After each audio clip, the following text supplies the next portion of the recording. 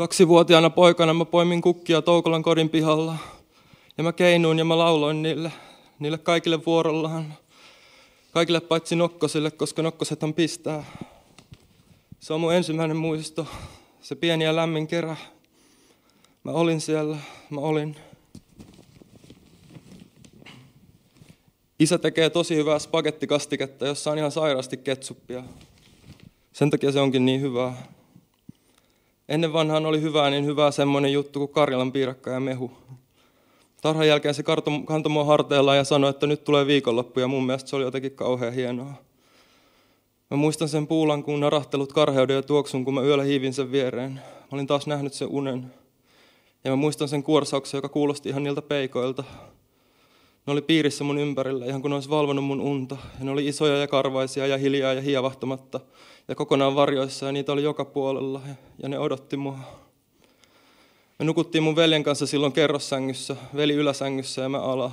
Ja mä leikin aina, että se sänky olisi mun avaruusalus, jolla mä lentäisin haukkamiesten maahan. Haukkamiehet oli sellaisia jäbiä, joilla oli haukan siivet selässä ja niillä oli lemmikkeinä kryptonaatteja. Sitä mun alusta ohjattiin painelemalla muropakkaustarroja, joita mä olin liimaillut seinälle ja sen sängyn päätyyn. Siinä oli kaikki eri maiden lippuja, yksi Stegosaurus-kiltokuva, se oli mun lemppari niistä. Väiski Vemmelsääri-tarra, Paluu tulevaisuuteen tarroja, Teemu Selänne-tarra ja yksi lyijykynäpiirros, jonka mä piirsin meidän koirasta Pietusta, joka söi uutena vuotena sianluuta ja kuoli. Se oli vasta 2-vuotias. Siinä yönä se oksensi mun veljen sänkyyn ja teki kakan mun sänkyyn, ihan kuin se olisi hyvästellyt meidät kaikki. Ja mä muistan sen pienen yninän ja vingunnan, joka kuului isän huoneesta läpi sen yön.